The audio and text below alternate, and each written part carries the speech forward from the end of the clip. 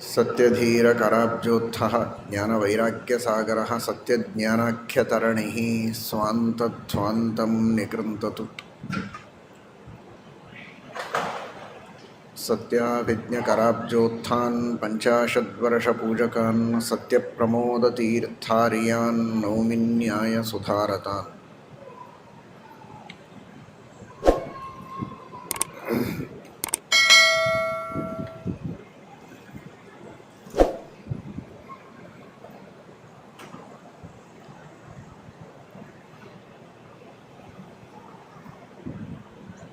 ಪರಮ ಪವಿತ್ರವಾದ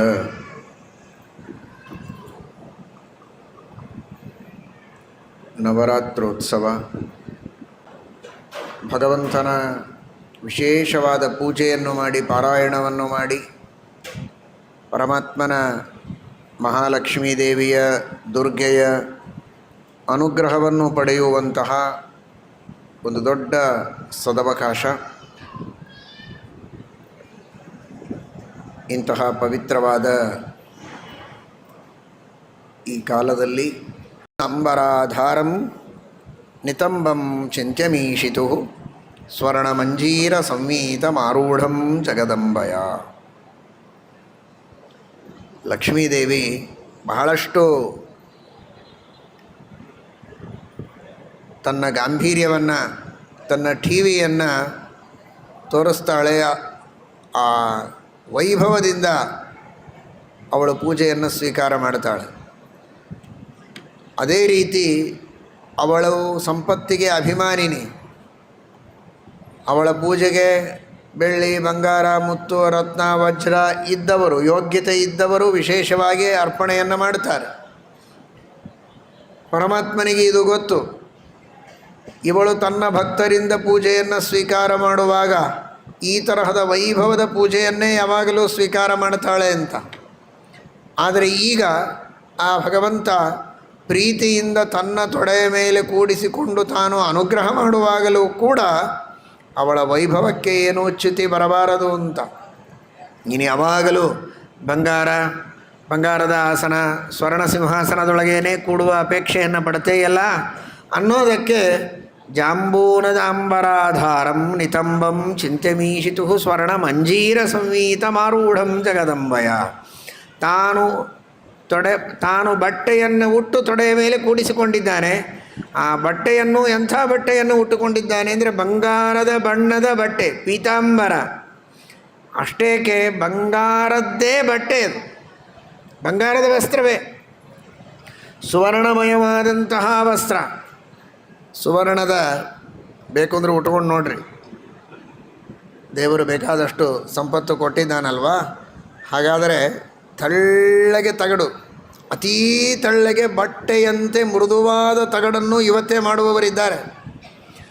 ಆ ತರಹದ ತಗಡನ್ನು ಮಾಡಿಸಿದರೆ ಅದು ಬಟ್ಟೆ ಆದ ಹಾಗೆ ಆಗ್ತದೆ, ನಿಲಿಗೆ ಆಗ್ಬೋದು ಅದನ್ನು. ಅಂತಹ ಶ್ರೇಷ್ಠವಾದ ದಿವ್ಯವಾದ, ಇದು ಸಾಮಾನ್ಯವಾದ ಲೌಕಿಕ ಒಂದು ಕಲೆ ಇದ್ದಂತಹ ವ್ಯಕ್ತಿಗಳೇ ಈ ರೀತಿ ಬಟ್ಟೆಯನ್ನು ಮಾಡಬಹುದು ಅಂದರೆ ದೇವರಿಗೇನು. ಬಂಗಾರವೂ ದಿವ್ಯವಾದಂತಹ ಆ ಬಂಗಾರ ಜಂಬೂ ನದಿಯ ರಸದಿಂದ ಸಿದ್ಧವಾದ ದಿವ್ಯವಾದ ದೇವತೆಗಳು ಧಾರಣ ಮಾಡುವ ಭಾಗವತದ ಪಂಚಮಸ್ಕಂಧದಲ್ಲಿ ವರ್ಣನೆ ಮಾಡಿದಂತಹ ಶ್ರೇಷ್ಠವಾದ ಬಂಗಾರ, ಅದು ಭಗವಂತನ ಅತ್ಯದ್ಭುತವಾದ ಸೃಷ್ಟಿ. ಅಂತಹ ಬಂಗಾರದಿಂದ ಮಾಡಿದ ಅತೀ ಶ್ರೇಷ್ಠವಾದಂತಹ ಸ್ವರ್ಣಮಯವಾದಂತಹ ವಸ್ತ್ರ, ಆ ವಸ್ತ್ರವನ್ನು ದೇವರು ಧಾರಣೆ ಮಾಡಿದ್ದಾರೆ. ಅಂತಹ ವಸ್ತ್ರವನ್ನು ದೇವರು ಧಾರಣೆ ಮಾಡಿ, ನನಗೆ ಬಂಗಾರದ ಆಸನವೇ ಬೇಕಲ್ಲ, ಬಂಗಾರದ ವಸ್ತ್ರವನ್ನೇ ಧಾರಣೆ ಮಾಡಿದ್ದೇನೆ ಕೂಡು ಅಂತ ತನ್ನ ತೊಡೆಯ ಮೇಲೆ ಪರಮಾತ್ಮ ಕೂಡಿಸಿಕೊಂಡಿದ್ದಾನೆ. ಜಾಂಬೂನದ ಅಂಬರಾಧಾರಂ ನಿತಂಬಂ ಚಿಂತ್ಯಮೀಶಿತು ಸ್ವರ್ಣಮಂಜೀರ ಸಂವೀತಮಾರೂಢಂ ಜಗದಂಬಯ. ಅದರ ಮೇಲೆ ಬಂಗಾರದ ಡಾಬು, ಅದಕ್ಕೆ ಅಂಟಿಕೊಂಡು ಮಹಾಲಕ್ಷ್ಮೀ ದೇವಿ ಅಲ್ಲಿ ಕಂಗೊಳಿಸಿದ್ದಾಳೆ ಅಂತ. ಜಾಂಬೂನದ ಅಂಬರಾಧಾರಂ ಸ್ವರ್ಣಮಂಜೀರ ಸಂವೀತಂ ಈಶಿತುರ್ನಿತಂಬಂ ಆರೂಢಾಯೈ ಜಗದಂಬಾಯೈ ನಮಃ. ಉದರಂ ಚಿಂತ್ಯಮೀಶಸ್ಯ ತನುತ್ವೇಪ್ಯಖಿಲಂಭರಂ ವಲಿತ್ರಯಾಂಕಿತಂ ನಿತ್ಯಂ ಉಪಗೂಢಂ ಶ್ರಿಯೈಕಯಾ. 4ನೇ ಶ್ಲೋಕದಲ್ಲಿ ಶ್ರೀಮದಾಚಾರ್ಯರು ತಿಳಿಸ್ತಾರೆ ಪರಮಾತ್ಮನ ಉದರ ಹೇಗಿದೆ ಅಂತ. ತನುತ್ವೇ ಪೆಖಿಲಂಭರಂ, ಭಗವಂತನ ಉದರ ತನು ಅತೀ ಸೂಕ್ಷ್ಮವಾದದ್ದು, ಅತೀ ಸೂಕ್ಷ್ಮವಾದ ಉದರ, ಅದು ಸುಲಕ್ಷಣ. ದೊಡ್ಡ ಹೊಟ್ಟೆ ಇದ್ದರೆ ನಾವು ಭಾಳ ದೊಡ್ಡವರು ಅಂತ ತಿಳ್ಕೊಬಾರ್ದು. ಎಷ್ಟು ಸೂಕ್ಷ್ಮವಾದ ಹೊಟ್ಟೆ ಇರ್ತದೆ ಅಷ್ಟು ಸುಲಕ್ಷಣ. ಪರಮಾತ್ಮನ ಉದರ ಹೇಗಿದೆ? ಅತೀ ಸೂಕ್ಷ್ಮವಾಗಿದೆ. ವಿಶಾಲವಾದ ವಕ್ಷಸ್ಥಲ, ಸೂಕ್ಷ್ಮವಾದಂತಹ ಉದರ, ತೆಳುವಾದ ಮೇಲಿನ ಆ ಚಿನ್ಮಯವಾದ ಚರ್ಮ. ಅಂತಹ ಅತೀ ಸೂಕ್ಷ್ಮವಾದ ಉದರದಲ್ಲಿಯೂ ಕೂಡ ಇಡೀ ಜಗತ್ತನ್ನು ದೇವರು ಧಾರಣೆ ಮಾಡಿದ್ದಾರೆ. ತನುತ್ವೇ ಪೆಖಿಲಂಭರಂ, ಇಡೀ ಜಗತ್ತನ್ನು ತನ್ನ ಉದರದಲ್ಲಿ ಪರಮಾತ್ಮ ಧಾರಣೆ ಮಾಡಿದ್ದಾನೆ. ಇದೇ ಮಾತನ್ನು ಮತ್ತೆ ಮುಂದೆ ದ್ವಾದಶ ಸ್ತೋತ್ರದಲ್ಲಿ ಶ್ರೀಮದಾಚಾರ್ಯರು ಇನ್ನೊಂದು ಕಡೆಗೆ ಹೇಳುತ್ತಾರೆ. ಜಗದಾಗೂಹಕ ಪಲ್ಲವ ಸಮಕುಕ್ಷೇ ಶರಣಾದೆ. ಇಡೀ ಜಗತ್ತನ್ನು ಚಿಗುರಿನಂತೆ, ಅತೀ ತೆಳುವಾದ ಚಿಗುರಿನಂತೆ ಇರುವ ತನ್ನ ಉದರದಲ್ಲಿ ಇಡೀ ಜಗತ್ತನ್ನು ಧಾರಣೆ ಮಾಡಿದ್ದಾನೆ ಅಂದರೆ ಆ ಪರಮಾತ್ಮನ ಮಹಿಮೆ ಎಷ್ಟು ಅದ್ಭುತ ಅಂತ ಮುಂದೆ ಶ್ರೀಮದಾಚಾರ್ಯರು ವರ್ಣನೆ ಮಾಡುತ್ತಾರೆ. ಅಂತಹ ಪರಮಾತ್ಮನ ಉದರ ಯಾವುದೋ ಒಂದು ಅದ್ಭುತವಾದ ವಸ್ತುವನ್ನು ನೋಡಿದರೆ ಒಂದು ಕುತೂಹಲ ಇರ್ತದೆ. ಅದನ್ನು ಮತ್ತೆ ಮತ್ತೆ ಮುಟ್ಟಿ ನೋಡ್ತೇವೆ, ಕೈಯಲ್ಲಿ ಎತ್ತಿಕೊಂಡು ನೋಡ್ತೇವೆ. ಅಥವಾ ಒಬ್ಬ ವ್ಯಕ್ತಿ, ಒಂದು ಮಗು, ಅಥವಾ ಒಬ್ಬ ಹಿರಿಯ ಭಾರೀ ಅದ್ಭುತ ಸಾಧನೆಯನ್ನು ಮಾಡಿದ್ದಾನೆ ಅಂದರೆ, ಸಣ್ಣ ಮಗುವಾಗಿದ್ದರೆ ಪ್ರೀತಿಯಿಂದ ವಾತ್ಸಲ್ಯದಿಂದ ತಲೆಯ ಮೇಲೆ ಕೈಯಾಡಿಸಿ, ಒಂದು ಮಗು ಇದೆ, ಸಂಪೂರ್ಣ ವಿಷ್ಣು ಸಹಸ್ರನಾಮ ಕಂಠಪಾಠ ಮಾಡಿ ಒಪ್ಪಿಸಿದೆ. ಒಂದು ಪುಟ್ಟ ಮಗು ಸಮಗ್ರ ಹರಿಕಥಾಮೃತ ಸಾರವನ್ನು 32 ಸಂಧಿ ಕಂಠಪಾಠ ಮಾಡಿ ಹೇಳಿತು ಅಂದರೆ ತಂದೆ, ತಾಯಿ, ಬಳಗದವರು, ಅಕ್ಕಪಕ್ಕದವರು, ಅಥವಾ ವಿಶೇಷವಾಗಿ ಆ ಭಗವಂತನ ಮಹಿಮೆಯನ್ನು ಚಿಂತನೆ ಮಾಡುವ ಶಾಸ್ತ್ರಗಳ ಬಗ್ಗೆ ಅತ್ಯಂತ ಆದರ ಗೌರವಗಳಿರುವಂತಹ ಸಜ್ಜನರು ಆ ಮಗುವನ್ನು ಎಷ್ಟು ಎತ್ತಿ ಮುದ್ದಾಡಿಸ್ತಾರೆ. ಏನಿದು ಒಂದೋ ಎರಡೋ ಶ್ಲೋಕ ಪದ್ಯಗಳನ್ನು ಹೇಳೋದಲ್ಲ, 32 ಸಂಧಿಯನ್ನು ಇಷ್ಟು ಪುಟ್ಟ ಕೂಸು ಬಾಯಿಯಿಂದ ಹೇಳುತ್ತದೆ.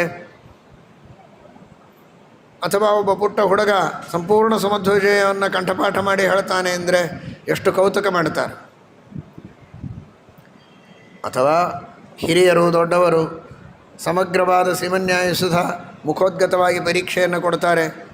ಮುಖೋದ್ಗತವಾಗಿ ಸಂಪೂರ್ಣ ಸುಧಾ ವ್ಯಾಖ್ಯಾನಗಳು, ಸರ್ವಮೂಲ ಗ್ರಂಥಗಳನ್ನು ಹೇಳ್ತಾರೆ. ಇಡೀ ಮಹಾಭಾರತವನ್ನು ಹೇಳ್ತಾನೆ ಅಂದರೆ ಗಟ್ಟಿಯಾಗಿ ಪಾದ ಮುಟ್ಟಿ ನಮಸ್ಕಾರ ಮಾಡ್ತಾರೆ, 10 ಸಲ ಮುಟ್ತಾರೆ, ಅಷ್ಟು ಗೌರವ. ಹೀಗೆ ಒಂದು ಅನಿತರ ಸಾಧಾರಣವಾದ ಕಾರ್ಯವನ್ನು ಮಾಡಿದ ಚಿಕ್ಕವರಾಗಿದ್ದರೂ ಅವರ ಬಗ್ಗೆ ವಾತ್ಸಲ್ಯ, ಹಿರಿಯರಾಗಿದ್ದರೆ ಅವರ ಬಗ್ಗೆ ಅಪಾರವಾದ ಗೌರವ.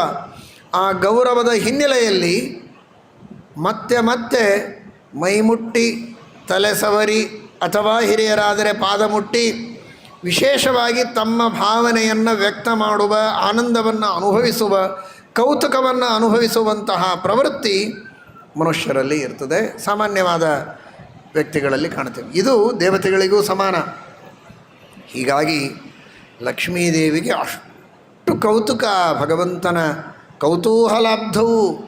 ಆ ಕೌತೂಹಲ ಸಾಗರದಲ್ಲಿ ಮುಳುಗುತ್ತಾಳೆ ಲಕ್ಷ್ಮೀದೇವಿ ಅನ್ನೋದಕ್ಕೆ ತನುತ್ವೇ ಪೆಖಿಲಂಭರಂ.